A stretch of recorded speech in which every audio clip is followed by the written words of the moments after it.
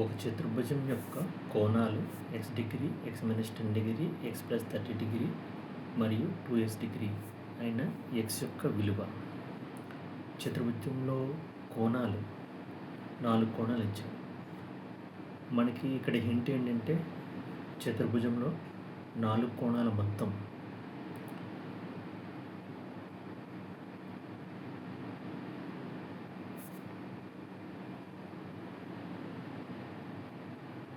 మొత్తం 360 డిగ్రీలు. అదే త్రిభుజంలో అయితే 180 డిగ్రీలు. చతుర్భుజంలో కోణాల మొత్తం 360 డిగ్రీలు. ఇక్కడ 4 కోణాలు ఇచ్చాడు. 4 కోణాల మొత్తం మనకి 360 డిగ్రీలు అని తెలుసు కాబట్టి ఈ 4 కోణాల మొత్తాన్ని 360 డిగ్రీకి ఈక్వల్ చేస్తే మనకి ఎక్స్ విలువ వస్తుంది. చాలా సింపుల్ ఇది. చతుర్భుజంలో 4 కోణాలు ఇచ్చాడు, ఎక్స్ విలువ అడిగాడు.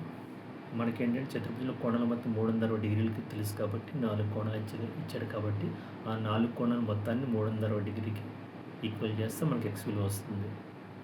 మొదటి కోణం, రెండో కోణం, మొదటి కోణం, రెండో కోణం, మూడో కోణం,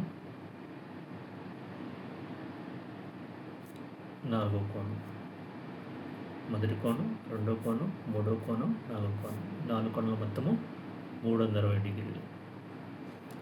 దీంట్లో మనం ఎక్స్ని కలుపుకుంటూ వెళ్దాం. X, 2x, 3x, 3x + 2x 5x.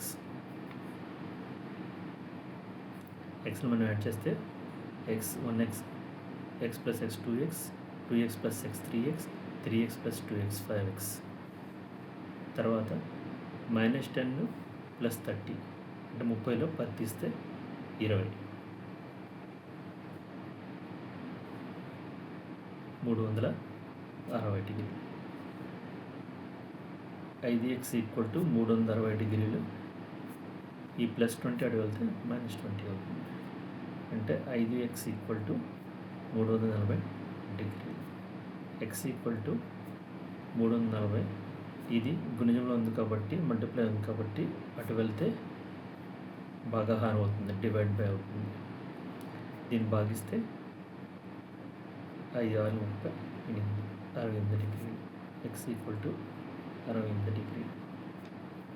చాలా సింపుల్ సమ్. చతుర్భుజం యొక్క 4 కోణాలు x degree, x - 10, x + 30, 2x. 4 కోణాలు ఇచ్చాడు. అయితే x విలువ ఎంత అడిగాడు.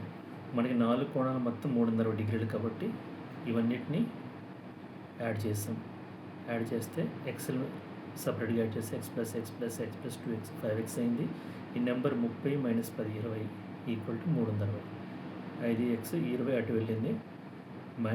ఈ +20 అటు వెళ్తే ఈక్వల్టీకి రైట్ సైడ్ వెళ్తే -20 అవుతుంది. 5x = 360లోని 20 తీస్తే 340. x = 340. ఇది గుణకారం ఉంది కాబట్టి భాగాహారం అవుతుంది.